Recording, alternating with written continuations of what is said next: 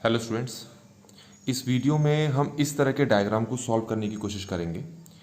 अगर इस टाइप के डायग्राम को देखो तो इसमें भी आपको दो त्रिभुज दिखाई दे रहे हैं। ध्यान रखना, ये 45 डिग्री है, 60 डिग्री। अब जो दो त्रिभुज आपको दिखाई दे रहे हैं वो दो त्रिभुज कौन से हैं जिनको सॉल्व करना है। तो सबसे पहला त्रिभुज जिसको आप यहाँ पर हल करेंगे वो त्रिभुज ये है। ज़रा ढंग से देखें, ये वाला त्रिभुज, ये, ठीक है, ये है वो त्रिभुज सबसे पहले जिसको आपको हल करना है। मैंने दो बार दिखा दिया आपको, ठीक है। अब इसमें कोण कितना है आपका 45। तो आप क्या लिखेंगे, सबसे पहले आपको बताया था कि 10 लगाएंगे इसके साथ, तो ये 10 45 हो गया। और 10 का जो फॉर्मूला होता है वो होता है P/B। इसमें P क्या है आपके पास, ये है H। तो H/B क्या है, B इसको कहते हैं हमेशा, ध्यान रखना। जो ये लेटी हुई लाइन होती है इसको B कहते हैं, और जो ये खड़ी हुई वाली लाइन होती है इसको P कहते हैं। तो अगर इसको P कह रहे हैं तो P किसके बराबर है, H के बराबर है। और ये जो लेटी हुई लाइन है, हम इसी त्रिभुज की बात करेंगे तो इसमें खड़ी लाइन ये है और लेटी हुई लाइन ये है, तो इसको कहेंगे हम B। तो यहाँ पर हम लिखेंगे X। ये आ गया होगा समझ में।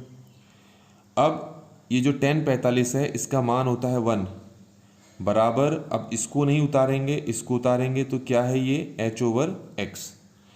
अब ये जो 1 है आप क्या करें, इसके नीचे 1 लगा लें, ठीक है। अब इसको हल करना है, इसका मतलब है इसको इससे गुणा करेंगे, इसको इससे गुणा करेंगे।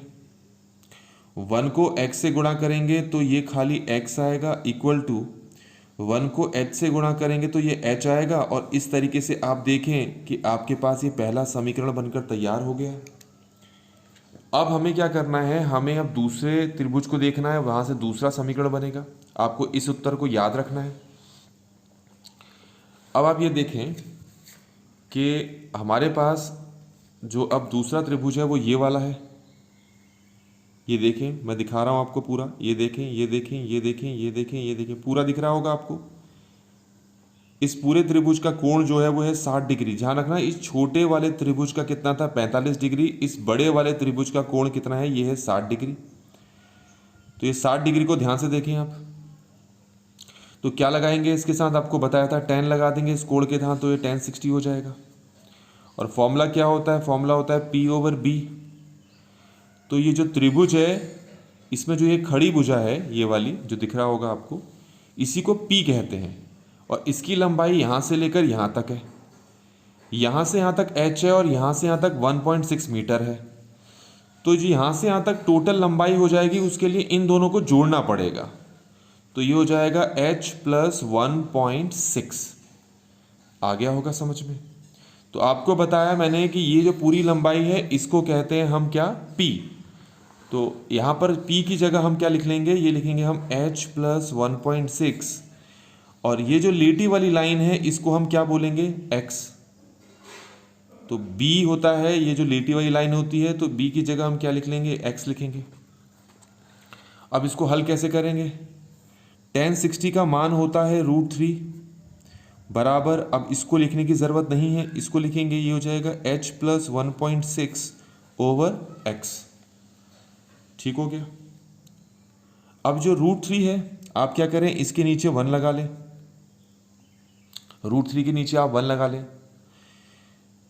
x को आप √3 से मल्टीप्लाई कर दें तो ये चिपक जाएगा इसके साथ, तो ये हो जाएगा x√3।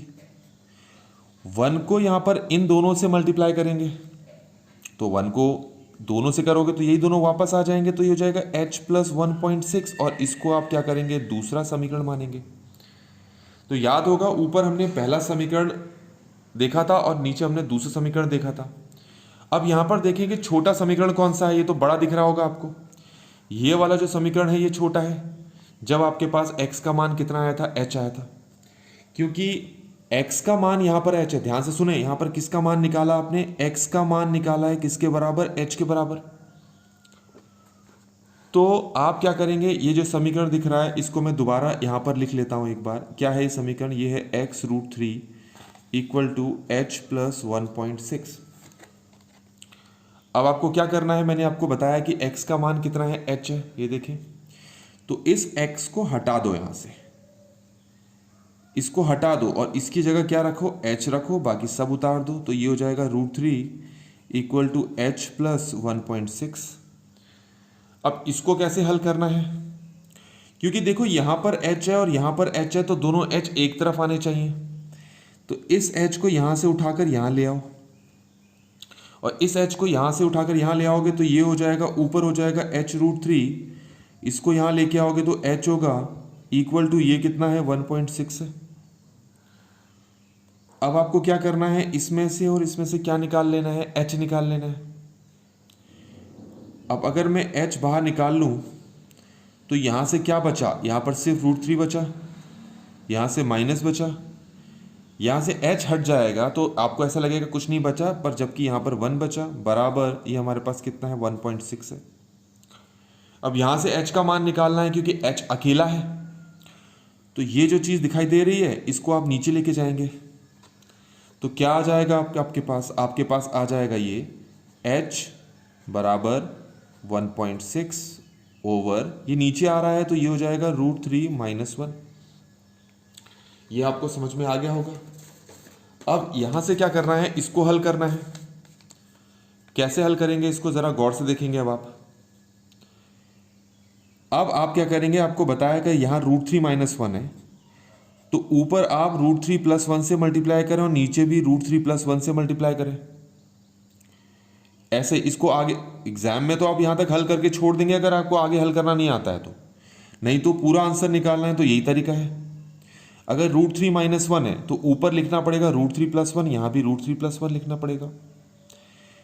यहाँ √3 + 1 होता तो आप यहाँ लिखते √3 - 1 ओवर √3 - 1, तो ऊपर तो ऐसे ही रहेगा मल्टीप्लाई, ये अंदर क्या हो गया, ये हो गया √3 + 1 ओवर, इन दोनों को हल करना है।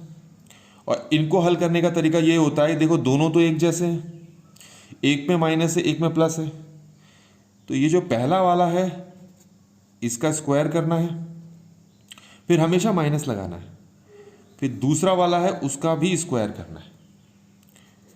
इसको ऐसे ही रखें 1.6 और ये हो जाएगा आपके पास √3 + 1, स्क्वायर से रूट काट दे तो क्या बचेगा 3 - 1 का स्क्वायर 1 होता है। तो आपको क्या मिला, यहाँ पर ऊपर मिला आपको 1.6 मल्टीप्लाई, साथ में क्या है √3 + 1, 3 - 1 कितना होता है 2 होता है, यहाँ पर आगे दिखाई नहीं दे रहा होगा आपको, ये देखिए। अब 1.6 को 2 से डिवाइड करेंगे तो ये 0.8 आएगा, तो आपके पास आंसर आ गया 0.8, ये हो गया √3 + 1। तो इसको यहीं तक छोड़ सकते हैं अब आप। तो इस तरीके से हमें h का मान मिल गया 0.8 √3 + 1। तो इस क्वेश्चन में आपको h का मान निकालना था, ठीक हो गया। वैसे x का भी मान निकालना होता है क्योंकि इन्हीं दोनों के मान आपको पता नहीं है, लेकिन इस प्रश्न में अगर आपको x का भी मान निकालना है तो आपको क्या करना पड़ेगा, जो ये h का मान आपने निकाला है, ये h का मान ये कितना निकाला है, h कितना आ गया 0.8 √3 + 1, तो उस h को यहाँ पर भी रखोगे तो आपको x का मान मिल जाएगा। लेकिन अभी के लिए हम इतना ही सीख रहे हैं, तो इस वीडियो में हम इतना ही सीखेंगे। Thanks for watching.